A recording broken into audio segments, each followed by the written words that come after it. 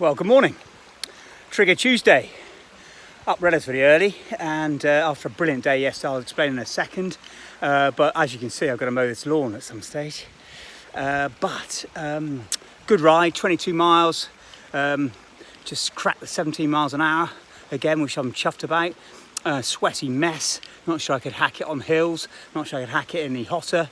But building up slowly to our London and Paris, pedal to Paris. Please God, it'll still go ahead and the Farmers Boys team can unite. We'll get some training in shortly. I'm sending my love and condolences to John. Big hug, mate. Care about you. Hope you and all the family be all right. So, what was a reflection? Yesterday, I had a brilliant week last week, finished it off with 2 days with the Farmers Boys Golf Society, playing some great golf down at Broome Manor, organised by Gary Doherty, brilliant. Great to hook up with some of the real characters of the regiment. Jono turned up to pay a visit, Charlie Tyndall was there, Bob Luckwell, Dave Gardner, a whole bunch of us, you've seen the photographs, Terry Dollymore, great fun and a really great couple of days. Back into high intensity personal trainers work on Saturday morning. I didn't think I was going to be up for it, but I did it. Bloody hurt with Addy and Bonnie in the garden. Beautiful. Hard work. Good session. Game of golf on Sunday, magic. And yesterday had the great privilege, great honour actually, to work with a group of about 18 sort of overseas diplomats. They were in their country.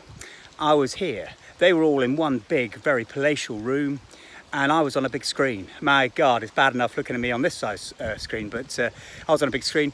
5-hour workshop, just loved it. They were brilliant. Fundamentally about leadership and emotional intelligence and psychology in the workplace and engagement and understanding your personal preferences. Myers-Briggs type indicator stuff. Brilliant session. They were really engaged.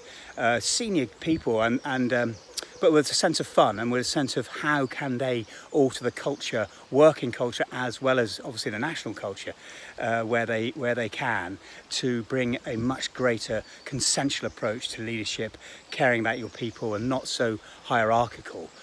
So it was a brilliant session. But what I just wanted to remember, I introduced them to one of the things about engagement, and they did a brilliant session on when they were most engaged, least engaged.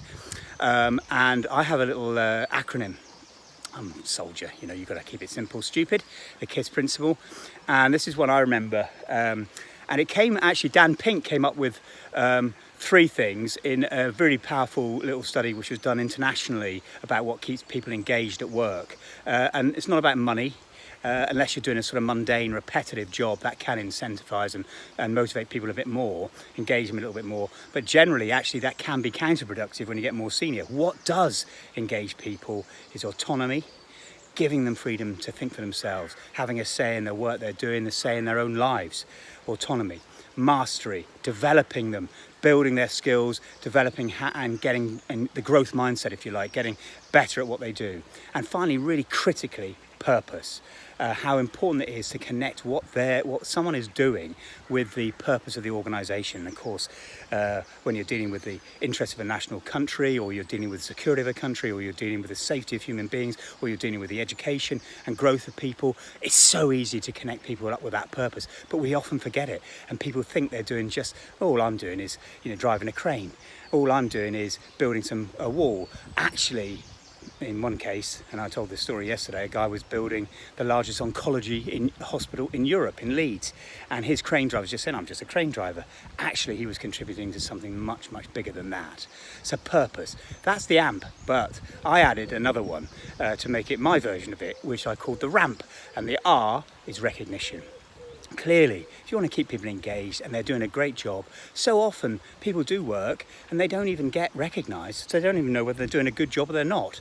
So just the very act of saying well done, or saying thank you, or saying good piece of work and being specific about what they've done can really help people to stay engaged at work. And I call it launching engagement off the ramp. And I just thought I'd bring it up because at the end of the session, I asked them all to come back with a commitment and a reflection on the day. And I got some lovely feedback and some great commitments. And this one lady was brilliant, said she was inspired, she was energized, and her action, her commitment was to ramp it up. So really brilliant. See how you can ramp it up this week. I'm going to put this on YouTube because it's such a long waffle. Hope you're well. Have a great week. Trigger Tuesday. Make it yours.